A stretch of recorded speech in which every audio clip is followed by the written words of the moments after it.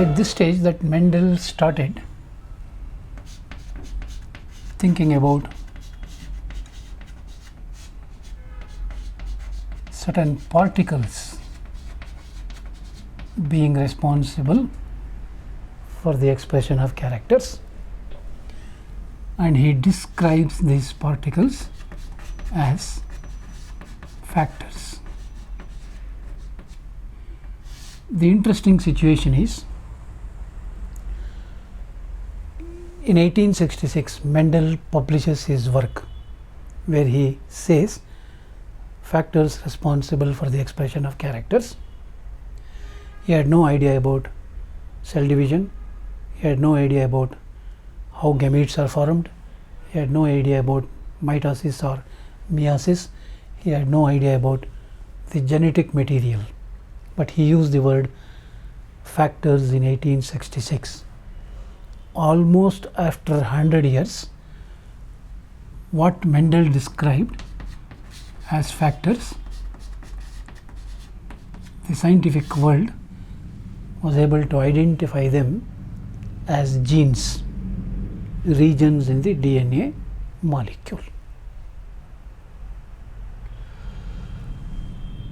Going back to the previous experiment, Mendel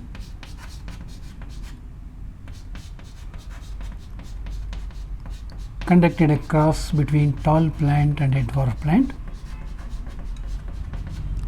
in which in the F1 generation all the resulting plants were tall, and when these tall plants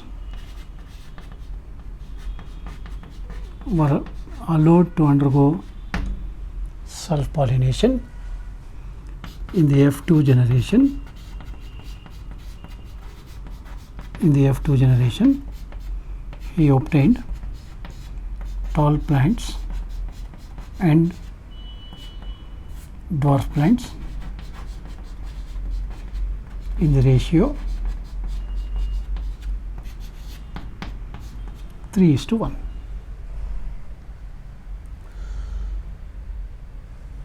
Since the character for dwarfness expressed here,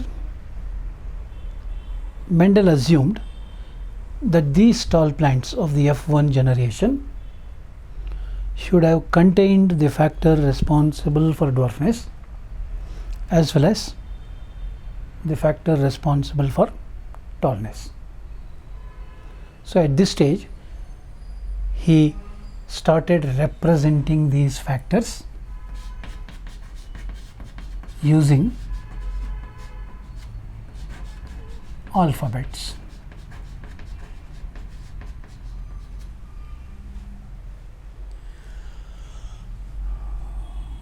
For example, tallness, factor responsible for tallness was represented by capital T because it was a dominant character. Factor responsible for dwarfness was represented by small letters small t because it is recessive. So Mendel thought like this: if this tall plant could produce both tall plants and dwarf plants, it must have contained one factor responsible for tallness and one factor responsible for dwarfness, capital T, small t. Whereas this tall plant was a pure breeding tall plant, therefore he represented this tall plant as capital T, both the factors being responsible for tallness. In the same way, this dwarf plant was represented by him as small t, small t. So parent generation tall plants represented as capital T, parent generation dwarf plant represented as small t. If for the expression of a particular character, two factors are present in the parental generation, Mendel assumed that one of them would be transferred to the gamete. So the gamete produced by this tall plant was represented as capital T, and the gamete produced by this plant is small t. Imagine in 1866 Mendel thought of this idea when he had no idea about meiosis, no idea about number of chromosomes, but he assumed out of the two factors only one factor is passed on to the gamete.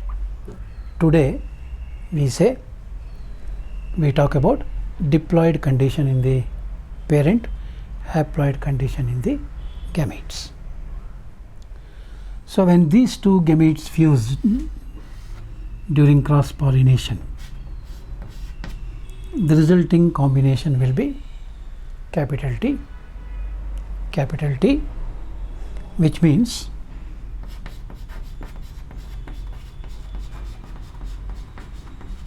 plants with this factor composition will be tall plants, because capital T, tallness, is dominant over small t, dwarfness. He allows these tall plants to undergo self-pollination.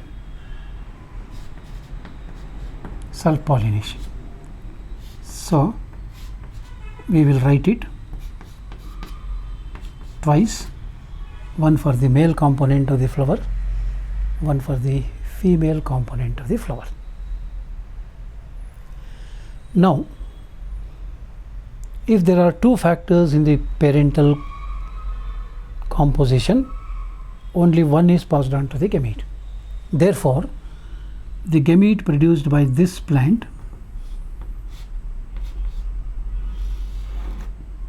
will be either capital T or small t. Similarly here it will be either capital T or small t. So 2 and 2 gametes, 2 into 2, 4 combinations are possible. We will indicate those combinations by writing what is known as a checkerboard.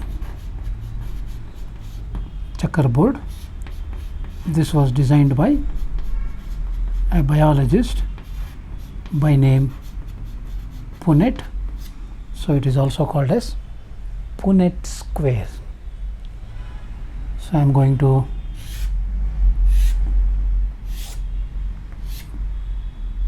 write a checkerboard here for the 4 possible combinations. Here I will indicate the gametes of one parental composition. Here I will indicate gametes of another parental composition. So 2 into 2, 4 combinations are possible. If these two gametes meet, it will be capital T. If these two gametes meet, it will be capital T, small t. If these two gametes meet, it will be capital T, small t. If these two gametes meet, it will be small t. This is a tall plant. this is a tall plant, this is a dwarf plant. So 1, 2, 3, 3 tall plants, 1 dwarf plant, ratio 3:1. So capital T, capital T, capital T, small t, capital T, small t, tall, tall, tall, dwarf, ratio 3:1. So when he analyzed and represented the results like this,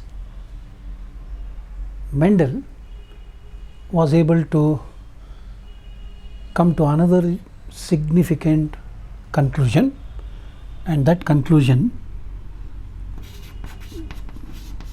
is called segregation of factors. Segregation of factors. Look at the genotype of the F1 parent. Look at the F1 parent, capital T, small t. There is a factor responsible for tallness, there is a factor responsible for dwarfness, but the two factors are staying together. But when it comes to the formation of gametes, the factor responsible for tallness and the factor responsible for dwarfness separate, segregate. Dominant and recessive factors segregate. So this is known as segregation of factors. So the idea of segregation of factors can be represented like this: in a cross involving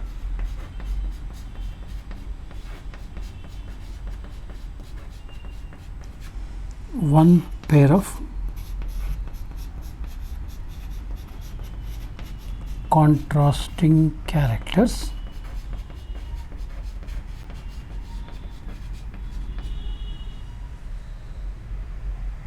the two factors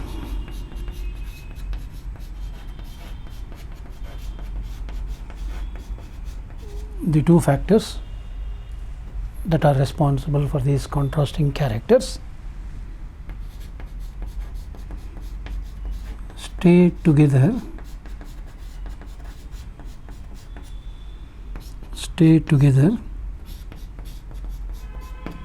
in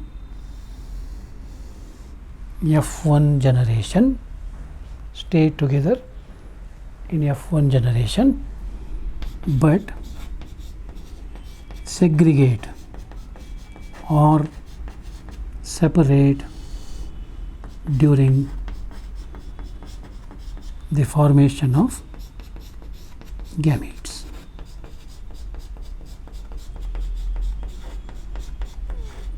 During the formation of gametes.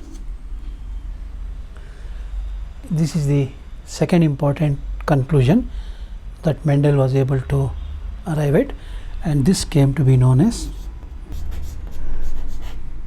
law of segregation. Law of segregation. It is also known as Mendel's second law of inheritance. Mendel's second law of inheritance, and this law is also known as the law of purity